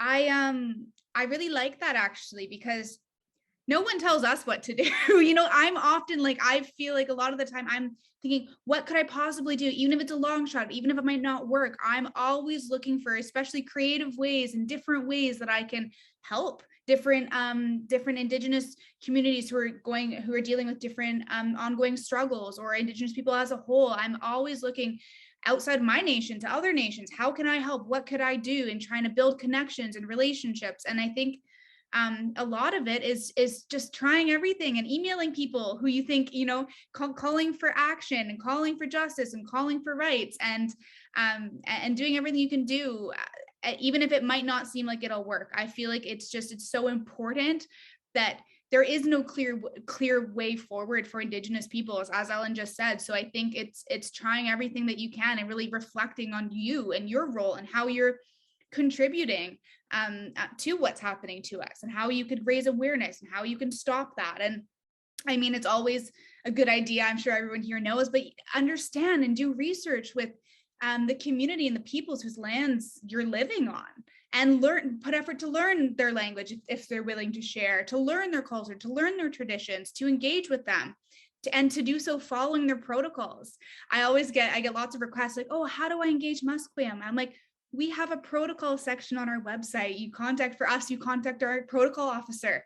Go to the website and look. And I sometimes I don't mind helping people and connecting them, but I feel like a lot of the time there's more that can be done yourself and more research that can be done before you just go ask an Indigenous person first, and finding the right proper mechanism to engage Indigenous peoples. I think that's really important. And more so, I do want to emphasize, and on more of a hopeful note, the power of youth. We have Hannah here. She's a plaintiff in the La Rose case. I think there's so much that we can do, that everyone can do to stand beside and prioritize Indigenous voices, and particularly Indigenous women voices, and particularly young Indigenous women and girls who are also at the front lines of climate activism, rights activism. So I think that it's partly, it's doing everything you can do, it's creating spaces and really standing back and creating opportunities for Indigenous women to do what they do best, which is something like we are today, which is talking and sharing our experiences and our perspectives. So I really encourage everyone to understand and respect and value the power of Indigenous women's voices and Indigenous children's voices. It's really important, especially people like Hannah. They're fighting for generations, for the next 7 generations from climate change, and doing their best to do what they can do to hold the government accountable. That's new. This has never been done in Canada. We have 16 youth suing the Canadian government for violation of constitutional rights by failing to act on climate change. So that's novel, that's exciting. We're doing everything we can. So I think that's a good place to start, is thinking about everything you can do and starting somewhere. It's better than nothing. Thank you so much, Zoe. Next up, we'll have Ellen. I think Pam had her hand up. Sorry, it looks like you have your hand up. Okay, I'll take it down. Oh, my bad. Pam, I'll have you speak. Go ahead, Ellen. Go ahead, Ellen. Oh, okay. Well, so obviously everything that Ellen has already said about what people can do and what Slato has said and Zoe, I just would like to remind Canadians that for the most part, they have the wealth, the power, and the numbers and the influence. That, rightly or wrongly, that is a significant arsenal of weapons to use for good or for bad, right? So not doing anything is obviously for bad, but Canadians have, relatively speaking, more access to quality education, to the internet, to libraries, to books, to resources. Like, they should first and foremost self-educate, but not do anything while you're self-educating. Like, there's urgent crises happening. So you've got to self-educate, stay out of our politics. No one needs to even start asking questions or educating on, wait, why are these people not supportive of the Assembly of First Nations? Or why does one person sign a agreement and another one doesn't? None of that is actually even relevant. What's relevant is the land defender, water protector, climate action person, the person protecting trees, the person protecting human rights and freedoms. That's what matters on the ground, right? All of that politics and interpersonal stuff, none of that matters. And that's the difference between a Canadian being a supporter or a savior. A savior goes in and assesses the situation, says, well, here's what I think you need to do. Here's what's good for you. And here's the side I'm going to choose. No, we just need a supporter. You see Indigenous women and girls on the ground, support them. You'll never find Indigenous women and girls on the ground in land defense, water protection, human rights defense, climate action saying, what I want is a seat on the boardroom. What I want is to manufacture arms to sell to a war-torn country. So you're never going to be in a situation where you're looking at Indigenous women and girls on the ground saying, oh, I don't know if morally or ethically I can support that. They're always fighting for what's right, always, without exception. Can you ever say that about any political party or group or in society? No. But the defenders on the ground, they're always fighting the good fight, and they're doing it with love and peace and compassion and in partnership for the good of people, not for corporate boardroom seats or anything else. And so always support them. And at the end of the day, remember, this isn't box checking. We are in an ongoing relationship. So until genocide ends, until we address climate change, until we ensure everyone has human rights, You need to do this always and forever. This is an ongoing commitment and relationship as a supporter. It's not, okay, I'm going to send a financial donation to get them done, and that's important. And then just say, okay, good. Oh, thank goodness I did my part.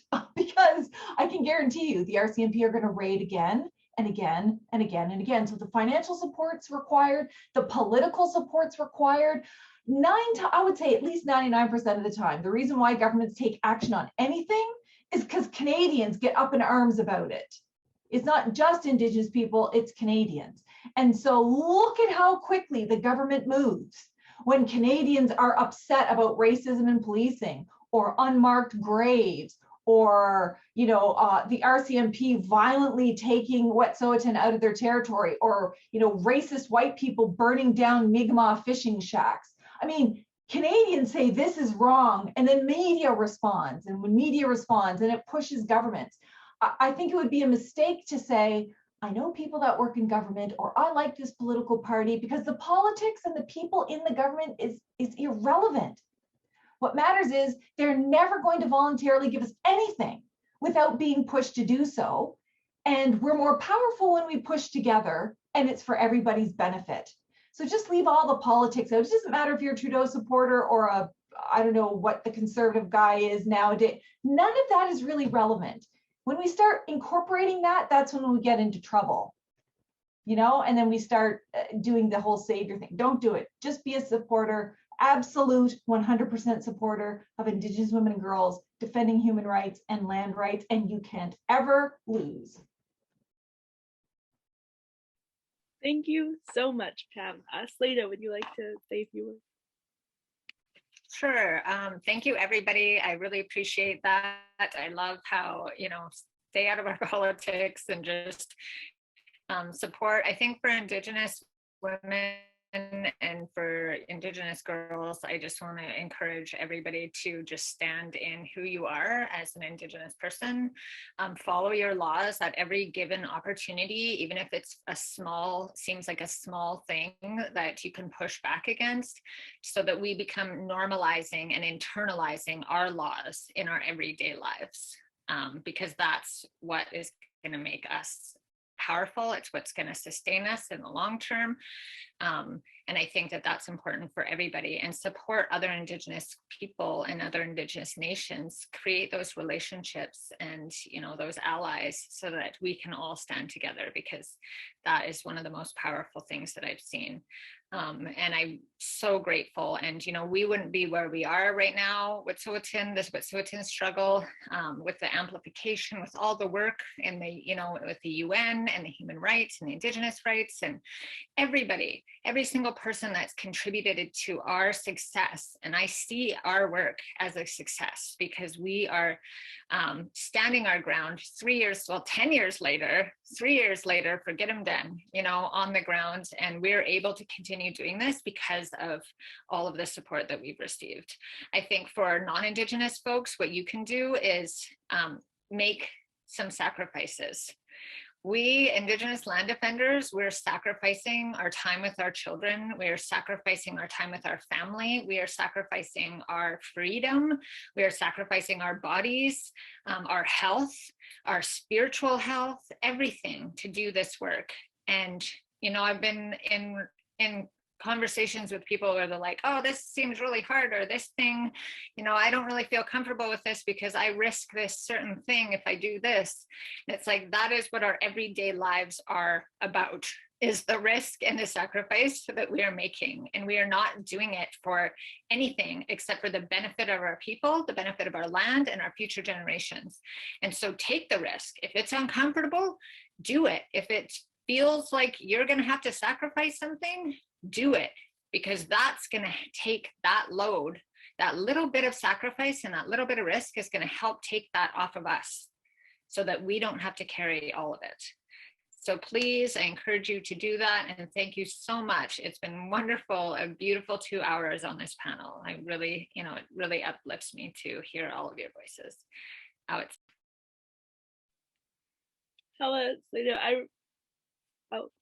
We're gonna put up your guys' information on the screen, so that people can follow follow up on things. I am literally in such awe of every single one of you, and thank you all so much for sharing. This has been an incredible event, and thank you so much everybody for coming. Yeah, please follow up. Feel free to reach out to people using this information. Thank you so much.